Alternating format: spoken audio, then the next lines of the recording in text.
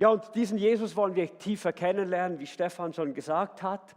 Heute geht es um diesen ersten Teil im Vers. Er heißt Wunderrat. Ein kurzer Satz, eine kurze Aussage. Er heißt Wunderrat und trotzdem volle Hoffnung. Jesaja nennt ihn auch den wunderbaren Ratgeber. Jemand, der nicht nur weise ist, sondern verwundernd gut, heilsam, zutiefst verwandelnd, voll von göttlicher Kraft.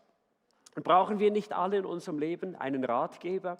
Wir werden in diesen 4 Aspekten über Jesus sehen, dass sie alle an ein Bedürfnis von uns Menschen anknüpfen. Den wunderbaren Ratgeber heute, dieses Bedürfnis nach Rat, nach dem ewigen Vater dann, dieses Bedürfnis nach echter Vaterschaft und was es heißt, einen Vater zu haben, einen Vater zu erleben.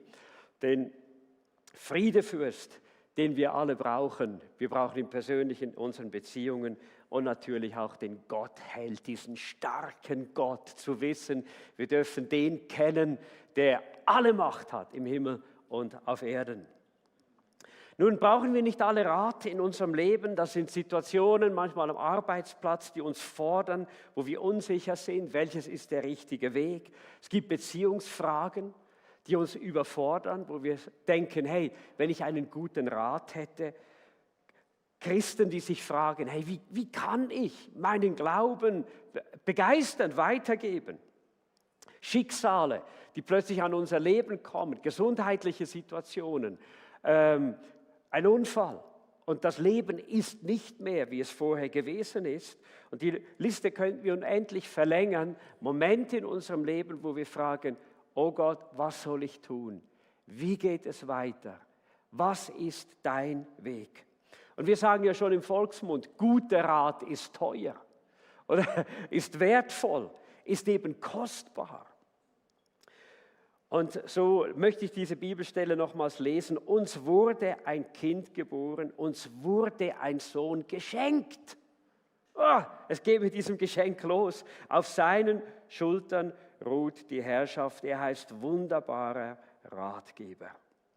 Dieser wunderbare Ratgeber ist Jesus. Warum gehen wir davon aus, obwohl der Text eigentlich in einer Kriegssituation geschrieben wurde und den Frieden beschreibt, der durch diesen Menschen kommen wird, weil es heißt eben von ihm, sein Reich, seine Herrschaft ist groß und auf dem Frieden Davids und in seinem Reich wird dieser Friede eben endlos sein. Und kein einziger Herrscher, kein einziger König auf dieser Welt hat es geschafft, ewigen Frieden zu bringen, außer Jesus. Und die Frage ist, die sich irgendwo stellt, ja, wenn er das ist, Jesus, dieser wunderbare Ratgeber, wie kann er denn mein wunderbarer Ratgeber werden? Und das Erste ist, dass wir Jesus wirklich kennenlernen als diesen wunderbaren Ratgeber. Schauen wir Jesus einmal an und sein Leben auch in der Bibel. Jesus sprach beispielsweise über die Sorgen des Lebens. Er sprach darüber, wie das Grundproblem unserer Sorgen gelöst wird, wenn wir Gott, den Vater, als unseren Versorger kennenlernen und einfach lernen, Gott zu vertrauen, dass Gott sorgt. Oder Jesus gab den Rat auch, wie wir mit unserem Nächsten umgehen sollen. Wer hat manchmal Mühe mit seinem Nächsten? Manchmal je näher, je schwieriger, oder? Und Jesus lehrte uns die Kraft der göttlichen Liebe. Er lehrte uns die Kraft der Vergebung, der möglichen Versöhnung. Und was es heißt, sogar sagt, hey, segnet eure Feinde. Weißt du was? Da sind letztlich alle eingeschlossen.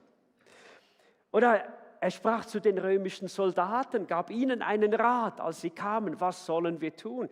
Und er sagte ihnen eigentlich in anderen Worten, hey, missbraucht eure Macht nicht, die ihr habt, indem ihr Menschen erpresst und beraubt, sondern gebt euch zufrieden mit eurem Soll. Das ist etwas, das später auch Paulus sagt. Er sagt, ich habe gelernt, zufrieden zu sein. Oder Jesus lehrt uns, wie wir mehr Frieden in Beziehungen haben können. Und er sagte, der Schlüssel ist der, liebe Gott von ganzem Herzen. Und dann sein zweiter Rat kommt daraus und er sagte, und liebe deinen Nächsten wie dich selbst. Aber nicht nur das, sondern Jesus ging auch tiefer in den Herzen der Menschen und er hat uns vor Heuchelei gewarnt. Er sagte, hey, hör mal, was in deinem Herz vor sich geht, was dich motiviert, Dinge zu tun, auch religiöse Dinge zu tun, das ist wichtiger, was hier drin abgeht, als was du äußerlich tust. Jesus war nie interessiert an großen, äußerlichen, sag mal, beeindruckenden Dingen, sondern er sagte, er legte Wert aufs Herz. Er legte darauf Wert, warum tust du wirklich, was du tust?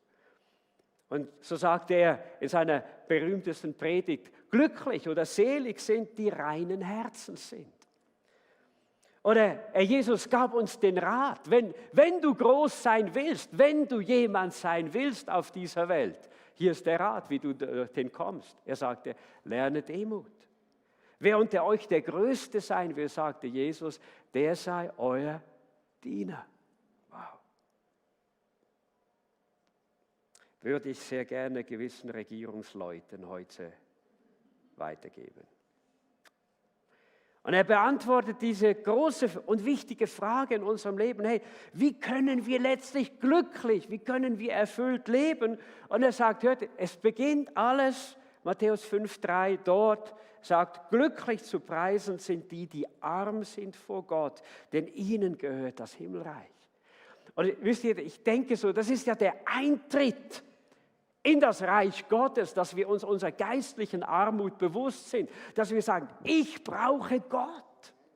Ist interessant, dass sogar die anonymen Alkoholiker in ihrem 10-Schritte-Programm diesen ersten Punkt als Nummer 1 festgelegt haben vor vielen Jahren. Und er hat Menschen weltweit geholfen, frei zu werden vom Alkohol, weil der erste Satz im christlichen Bekenntnis der anonymen Alkoholiker ist der, ich brauche Gott.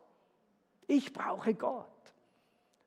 Und das ist der Anfang der Freiheit in unserem Leben. Das ist der Anfang des Glücks.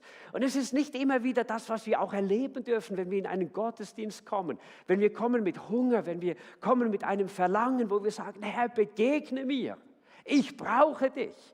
Ich merke, dann bekomme ich in einem Gottesdienst ganz anderes auch in mein Herz hinein, als wenn ich einfach da bin und so im Sinne der guten Routine. Ich brauche dich, Gott, der Weg zum Glück.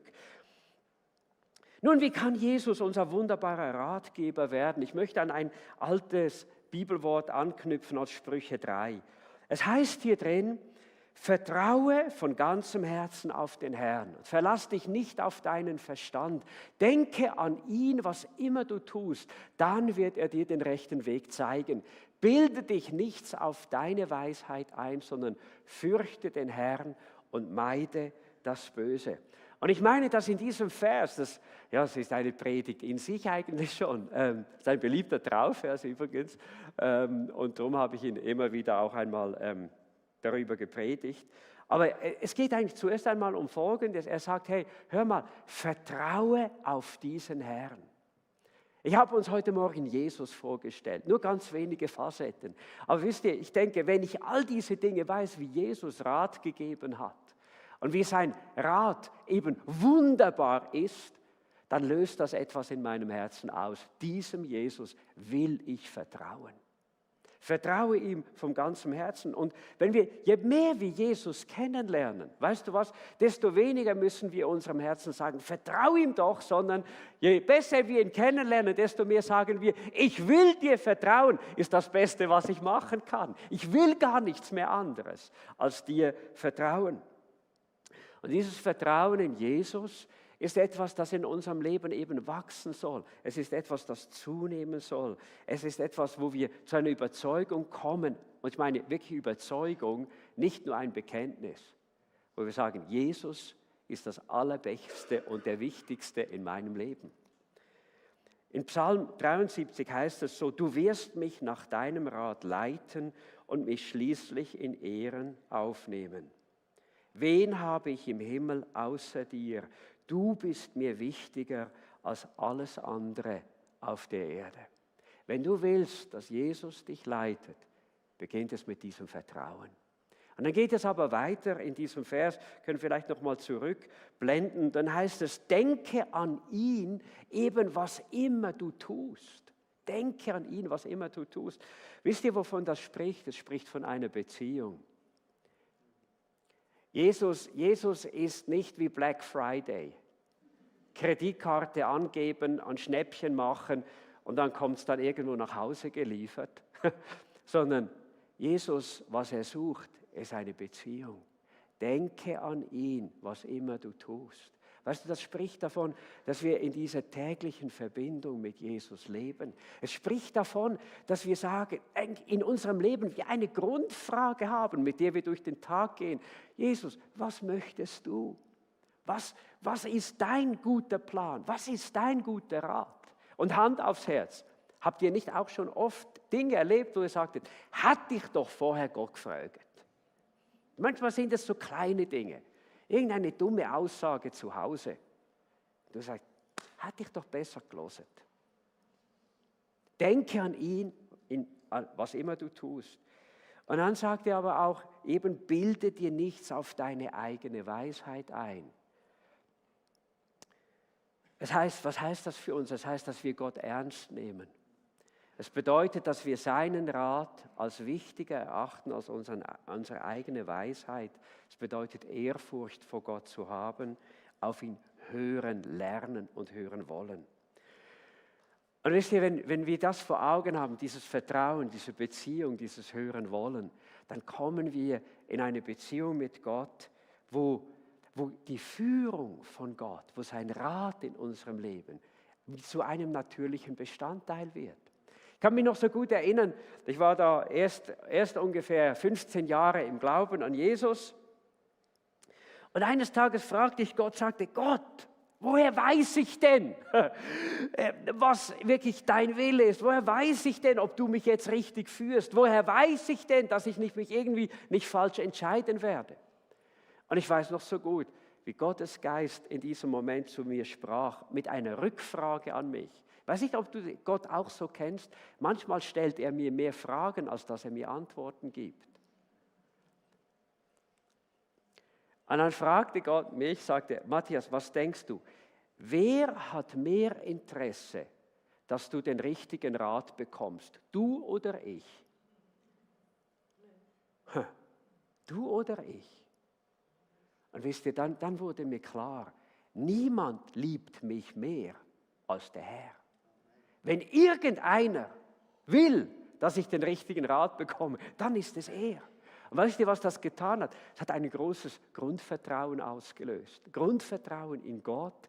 Er wird mich schon leiten. Und manchmal bete ich dann auch. Und wenn ich störrisch bin wie ein Esel, dann zupft mir an der Öhrli, dass ich höre, bevor ich irgendwie dumm entscheide. Aber es hat mir so eine große auch Zuversicht gegeben. Psalm 32,8, da sagt Gott in seinem Wort, ich eventuell zeige dir den Weg. Eventuell rate ich dir. Wenn ich heute Lust habe. Nein, er sagt, ich will dir den Weg zeigen, den du gehen sollst. Ich will dir raten und dich behüten. Was für eine Zusage von Gott. Was heißt das für uns? Hey, wenn wir wollen, dass Jesus unser guter Ratgeber wird, bedeutet es, wir müssen Jesus kennenlernen, ihm vertrauen, korrekturbereit sein und vertrauen, dass er uns einfach auch leitet in unserem Leben. Ist ja Advent und wir werden am Schluss dieser Predigt etwas machen, wir werden etwas hören. Und ich dachte, ich möchte dir für heute eine Aufgabe mitgeben, ganz praktisch. Kannst du Aufgabebüchlein führen? Aber wie wäre es, wenn du heute Abend sagst, hey, ich setze mich eine Viertelstunde hin und will einfach hören auf Jesus. Und einfach sagen, es ist ja Adventszeit. Advent heißt Ankunft. Wir stimmen uns weltweit ein, diesen Tag zu feiern, dass Jesus gekommen ist vor 2000 Jahren. Wie wäre es, wenn ich heute Abend sage, Herr Jesus, ich erwarte auch in meinem Leben eine neue Begegnung mit dir. Komm, rede zu mir. Mein Herz ist offen. Du kannst mir alles sagen, was du willst. Risiko, so zu beten? Aber was sagten die Jünger? Wer hat Worte des ewigen Lebens, wenn nicht du, Jesus? Das Zweite, wie wir Gottes Rat und den Rat von Jesus bekommen können, ist durch Gottes Wort. Gottes Wort ist dieser wunderbare Ratgeber. Es gibt Menschen, die sagen mir, ja, weißt du, Matthias, ich bin einfach so mit Gott unterwegs und ich brauche keine Kirche. Und die Bibel, das sollen die Leute lesen, die gerne lesen. Ich brauche das auch nicht. Aber wisst ihr, Gott zeigt uns seinen Rat ganz spezifisch eben auch durch sein Wort. Du kannst Gott nicht verstehen, nur auf einer metaphysischen Ebene. Du brauchst in deinem Leben einen zuverlässigen Ratgeber, der dir zeigt, wie Gott ist. Und das ist die Bibel. Das heißt im Psalm 119, sagt David, dieser König, ich habe Freude an deinen Weisungen. Sie sind mir gute Ratgeber. Ich bin entmutigt und verzweifelt. Erneuere mich durch ein gutes Gefühl. Nein, er sagt, erneuere mich durch dein Wort. Durch dein Wort. Schaut, was heißt das für uns? Wir sollten die Bibel nicht als Orakelbuch verwenden. So, Herr, ich brauche einen Rat. Jetzt nehme ich die Bibel, 1400 Seiten, schlag sie auf, Finger drauf, mal schauen, was hier steht. Ich sage, es gibt vielleicht gelegentlich so Momente, wo wir das tun können, aber das ist nicht eigentlich die Idee. Wisst ihr, ich denke manchmal, die Chance, dass du im Lotto gewinnst, ist größer, als dass du den Vers so bekommst, den du brauchst. Aber es gibt so etwas. Also wenn ihr es erlebt habt, Halleluja, ich freue mich sehr mit euch. Aber wir wollen ja Gottes qualifizierten Rat bekommen und nicht einfach nur kommen, wenn wir einen Rat wollen. Wir haben gesehen, es geht um eine Beziehung. Und darum, Psalm 119, 160 heißt es, alle deine Worte sind wahr, deine gerechten Gesetze haben ewig Bestand. Und ich glaube, Schlachterübersetzung sagt Folgendes, die Summe deines Wortes ist Wahrheit. Was heißt das? Je besser wir die Bibel kennen, lesen und darin Gott begegnen, desto mehr werden wir auch vertraut mit dem Rat Gottes, mit dem Wesen Gottes, mit der Weisheit Gottes und auch mit dem, wie Jesus ist und denkt. Ich kann mich noch gut erinnern, wie Gott mich hier nach Zürich geleitet hat. Ich war im letzten Jahr in meinem Bibelseminar in Brüssel und fragte Jesus, wohin geht mein Weg? Geht er nach Frutigen oder geht er nach Zürich? Und als ich so an Frutigen gedacht habe, das hat so ein warmes Gefühl bei mir ausgelöst. Das Berner Oberland ist schön. Und wie froh war ich, als ich nach Zürich kam, dass Ruth hier war, die Berndeutschrett. Auf alle Fälle, und ich habe ja noch Berner Wurzeln, meine Mama ist Stadtbernerin und dann kam ich hierhin. Aber wisst ihr, es war interessant, es war nicht am Schluss das schöne Gefühl vom Berner Oberland, sondern dieser Gedanke, Matthias, was denkst du, wo lernst du mehr? Dann wusste ich sofort Zürich und die Entscheidung war gefallen, gingen wir nach Zürich. Und nach 2 Jahren, ja, das war hier 1993. Ist jemand 1993 vielleicht auch schon in der Gemeinde gewesen? Super. Dann habt ihr mich schon miterlebt bei meinen ersten holprigen Predigten und ihr seid immer noch hier. Danke, habt ihr mich ausgehalten. Halleluja. Gut. Großes Kompliment. Ja. Aber diese Freude, diese Begeisterung an Jesus war immer da, aber etwas hat Gott in dieser Zeit geweckt, eine Liebe zu dieser Gemeinde. Und weißt du, das ist ein Geschenk von Gott.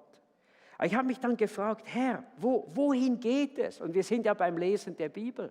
Und eines Tages kam ich in meiner Bibellese zu Psalm 37 und dort steht, du aber vertrau auf den Herrn und tu Gutes. Bleib im Land, sei zuverlässig und treu, freue dich über den Herrn und er wird dir geben, was du dir von Herzen wünschst. Und als ich über diese 3 Worte dort gestolpert bin, bleib im Land, sei zuverlässig oder sei treu, als ich darüber gestolpert bin, ich habe einfach gelesen und plötzlich wusste ich, jetzt musst du innehalten. Wusste ich, das ist Gottes Wort an mir, bleibe hier, bleibe hier. Und ich als Nomade, ich habe an keinem Ort, bevor ich nach Zürich kam, länger gewohnt als 5 Jahre. Hätte nie gedacht, dass ich so lange in Zürich bleibe. Aber dieses Wort bleibe im Land, übe Treue. Das war Gottes Reden durch die Bibel in dieser wichtigen Entscheidung meines Lebens. Und ich bin Gott so dankbar, hat er mir dieses Wort gegeben. Schaut, Gott will uns durch sein Wort raten. Und meine Frage ist die, hast du eine Gewohnheit, im guten Sinn die Bibel zu lesen? Und ich möchte dir 2, 3 Dinge einfach mitgeben, nochmal heute, wie du Gottes Wort mit mehr Gewinn lesen kannst. Bevor du liest, bitte den Heiligen Geist um Führung, um Licht, um Einsicht. Geh nicht einfach so hinter die Bibel, weil dann bist du nach 2 Sätzen, bist du schon bei der Postiliste. Oder was du noch alles tun musst. Bitte den Heiligen Geist, komm, rede du zu mir. Folge irgendwo einem Plan. Das ist ja der Grund, warum ich vor vielen Jahren dieses Buch geschrieben habe. Näher zu Jesus. Es ist ein Plan. Ich sagte mir, ich möchte, dass die ganze Kirche einen Plan hat, Gottes Wort regelmäßig zu lesen. Regelmäßig zu lesen. Es gibt im Shop so viele Bibeln, Andachtsbücher. Vielleicht sagst du dir fürs nächste Jahr, du, weißt du was, jetzt lese ich mal eine neue Übersetzung. Ich weiß, ich habe so viele Übersetzungen schon gelesen, aber es ist immer ein Gewinn, dass es frisch bleibt. Egal, ob du neu bist, ob du Profi bist im Bibellesen, sag ihm doch, Herr, wenn ich dein Wort lese, rede du zu mir, schenke mir deinen Rat und deine Weisung. Das Dritte ist, wie wir den Rat von Jesus bekommen, ist nicht nur durch den wir Jesus kennenlernen und Gottes Wort besser kennenlernen, sondern es kommt eine Ebene hinein, die viele Christen gar nicht so kennen. Und das ist die Ebene des Heiligen Geistes. Das ist die Ebene des Heiligen Geistes. Schau, dieser Geist tut manchmal ganz praktische Dinge. Manchmal leitet uns dieser Geist zu anderen Menschen hin. Dass wir Rat bekommen. Die Bibel spricht oft von guten Ratgebern. Wie viele Dutzende von Menschen waren in diesem Jahr in unserer Rechtsberatung, die wir extra anbieten, für Ehe, für Finanzfragen, und haben diese kostenlose Rechtsberatung aufgesucht und haben Weisung bekommen, nicht nur praktisch, sondern auch von Gott her, geistliche für ihr Leben. Ich habe den Kalender von mir in diesem Jahr mal zurückgeschaut. Ich habe in diesem Jahr über 150 beratende Gespräche geführt. Und wisst ihr, ich denke immer wieder so, was für eine Freude ist das, wenn man sieht, wie Menschen froh werden, wie Menschen Zuversicht bekommen, wenn sie praktische Hinweise empfangen und die Kraft des Gebets, die Kraft dieses Heiligen Geistes erleben, Kraft für die nächsten Schritte, Weisheit, wohin geht die Reise. So eine Freude. Aber den Heiligen Geist, den sollen wir alle besser kennenlernen. Er ist diese Person, den wir geschenkt bekommen, wenn wir Jesus Christus annehmen. Ich kann mich noch gut erinnern an ein Bild, das ich einmal mitbekommen habe, und das war das. In manchen Christenleben der Heilige Geist wie das Reserverad im Auto dabei ist. Ist ohne Funktion, aber er ist da. Und vielleicht ist dieser Sonntag ein Sonntag, wo dieser Heilige Geist neu in deinem Leben geweckt werden kann, um dich in den Rat von Gott zu leiten. Jesus sagte, ich werde den Vater bitten und er wird euch einen anderen Ratgeber, und er sagt hier in anderen Worten, jemand, der so ist wie ich, sagte Jesus. Ein Ratgeber ist wie ich. Er wird ihn euch geben und er wird euch nie verlassen. Es ist der Heilige Geist, dieser Ratgeber, der in alle Wahrheit führt. Schaut, durch den Heiligen Geist kam Jesus selbst in unsere Herzen. Und manchmal müssen wir vielleicht Gott eben auch etwas weniger auseinandernehmen im Sinne der Trinität, sondern sagen, weißt du was, mit dem Heiligen Geist bin ich in dieser Verbundenheit mit Jesus und mit dem Vater im Himmel. Und ihr Rat ist da für mich, ihre Leitung ist da für mich. Nun, wie hören wir denn diesen Rat? Es ist, glaube ich, ganz selten, dass Gott akustisch zu uns spricht. Ich habe mir zwar schon mehr gewünscht, so eine Stimme vom Himmel. Aber das zentralste Reden, das mir einmal so geholfen hat zu verstehen, wie der Heilige Geist spricht, ist dieses. Menschen, die sich für Jesus entschieden haben, die haben ein Reden des Heiligen Geistes beständig in ihrem Herzen. Es ist dieser Satz, der ihnen sagt, du bist ein Kind Gottes. Die Bibel sagt uns, dass der Heilige Geist uns die Gotteskindschaft bezeugt. Und wenn dieses, wir sagen dem auch Zeugnis oder diese Bestätigung in uns ist, dann wissen wir, ich höre den Heiligen Geist. Und mir hat das mal sehr geholfen. Gedacht, ja, also wenn ich das hören kann, wenn ich das wahrnehmen kann, Herr, dann kann ich ja eigentlich auch viel, viel anderes von dir auch wahrnehmen. Und was tut er? Wie können wir spüren, ob es Gottes Geist ist? Das eine ist, dass uns Gottes Geist immer zu Jesus führt. Er will Jesus groß machen. Er will uns in eine tiefere Beziehung führen. Was der Heilige Geist auch tut, er schenkt Gedanken des Friedens, er schenkt uns Gedanken der Klarheit. Wo uns irgendwo, am Schluss sagen wir oft, es ist mir klar geworden, das. Er kann uns in einer Kleingruppe auch Worte geben für den Nächsten. Der Heilige Geist kann uns Worte schenken für einen Gottesdienst. Aber noch etwas tut der Heilige Geist, er überführt uns auch von Sünde. Das ist auch ein Wirken des Heiligen Geistes. Und wisst ihr was, wir sollten das lieben, wenn er das tut. Wir sollten dem nicht ausweichen. Warum?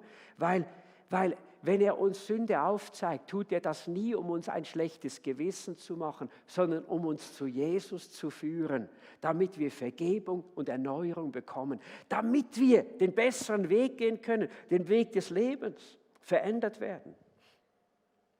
Nun, wie erhalten wir diesen Heiligen Geist? Das Erste ist, ich glaube, wir sollten auf den wichtigsten Rat hören, den wir durch Jesus bekommen haben. Er sagte durch Petrus, kehrt euch ab von euren Sünden und wendet euch Gott zu. Lasst euch alle taufen im Namen von Jesus Christus zur Vergebung eurer Sünden. Dann werdet ihr die Gabe des Heiligen Geistes empfangen. Und ich glaube, wir können uns heute Morgen fragen, habe ich das wirklich gemacht? Habe ich diesen Rat angenommen, den wir haben im Wort Gottes? Kann ich sagen, ich habe mich von meinen Sünden abgewandt? Kann ich sagen, ich habe mich Jesus zugewandt? Ich habe die Vergebung meiner Sünden erlebt, habe mich taufen lassen und weiß, ich habe den Heiligen Geist empfangen. Ich möchte dir herzlich gratulieren, wenn du das hinter dir hast in deinem Leben und darin heute lebst. Und wenn du es noch nicht hast, möchte ich dich einladen, wenn es einen Rat gibt von Jesus, den wir mehr als jeden anderen hören sollten, dann ist es dieser. Und das Zweite ist, das ist das Problem, das im Rat Gottes. Das Problem liegt nicht bei seinem Rat, sondern das Problem liegt oft bei uns. Und ich habe Gott die letzte Woche gesagt, Herr, gib mir noch eine tolle Geschichte aus der Bibel, die uns hilft heute Morgen im Umgang mit deinem Rat. Und gestern las ich die Geschichte von Bileam im Alten Testament.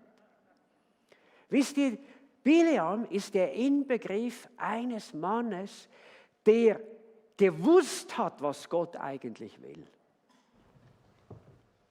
Und er sagt, ja, aber weißt du, ja, es würde finanziell sich lohnen, ich würde es anders machen. Es wäre noch gut, es würde auch gesellschaftlich, wäre gut für mich, auch in meinem Ansehen.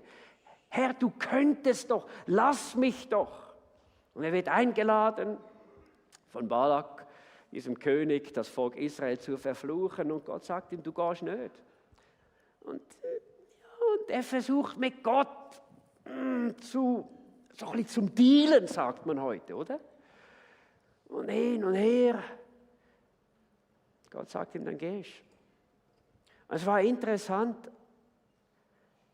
dass Gott irgendwann sagte, okay, Bileam, dann geh du. Aber wisst ihr, es war nie der Wille Gottes. Aber wenn wir in unseren Herzen Gott widerstreben in Dingen und sagen, ja, ich weiß schon, was du willst, aber Irgendwann sagt Gott, den Gehst halt. Aber denkt daran, Bileam ging letztlich den Weg des Verderbens.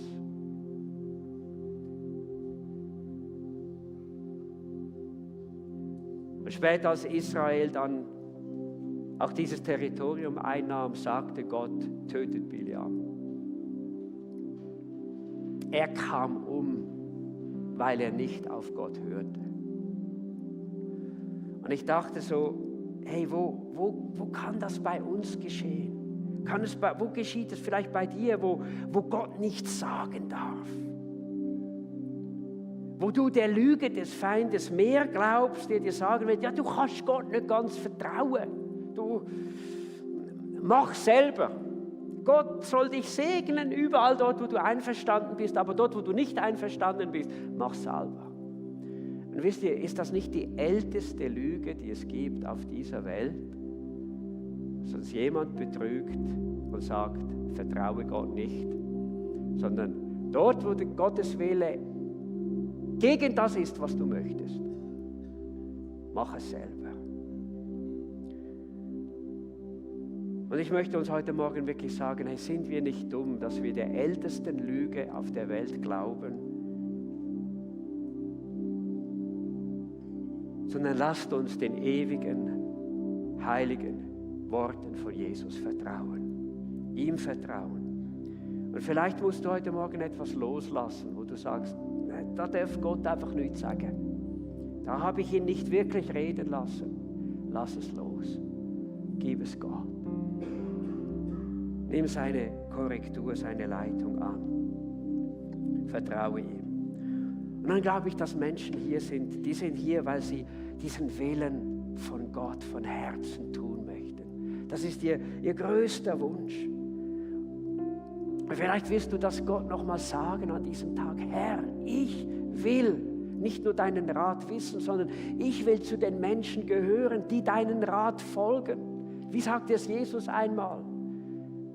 Als die Leute kamen und sagten, hey, deine Brüder sind draußen. Da sagte er, wisst ihr, wer meine Brüder sind? Die den Willen Gottes tun. Den Willen Gottes tun. Und vielleicht willst du es ihm nochmal neu sagen. Eines weiß ich, auf dem Gehorsam liegt so ein riesiger Segen. Der größte Segen. Jesus sagt es so, wer mich liebt, der wird tun, was ich sage. Und mein Vater wird ihn lieben und wir werden zu ihm kommen und bei ihm wohnen. Und ich kann euch sagen, das ist das Schönste, das es gibt auf dieser Welt. In dieser Beziehung der Liebe zu ihm zu sein, in dieser Beziehung mit ihm zu sein, wo Gott da ist, präsent ist im Leben. Wollen wir noch aufstehen zum Gebet? Und Herr Jesus, ich möchte dir Danke sagen, dass du dieser gute Ratgeber bist. Was für eine Hoffnung. Nicht nur ein menschliches Hoffen, sondern was für eine Gewissheit, dass du dieser gute Ratgeber bist und dass wir uns heute Morgen einfach an dich wenden dürfen. Herr, du siehst, wo Menschen stehen. Du siehst, was Menschen brauchen und wir wollen dir heute Morgen einfach Zeit geben, Raum geben, an unseren Herzen zu wirken. Ich möchte dich bitten, stärke die deinen Willen von Herzen tun wollen. Herr, lass sie immer wieder in dieser Ermutigung stehen, dass sich Gehorsam lohnt. Ich bete für die, in denen es kämpft. Die Dinge haben in ihrem Leben, wo sie sagen, ja, da bin ich mit Gott immer wieder auch am Dealen. Hilf ihnen, dass sie sich dir ganz ausliefern dürfen. Und Herr, ich bete für die hier sind, die sagen, ich möchte den größten Rat von Jesus annehmen. Ich möchte heute umkehren. Ich will aufhören mit einem Leben in der Sünde und mein Vertrauen auf Jesus, seine Vergebung setzen und ein neues Leben leben. Halleluja.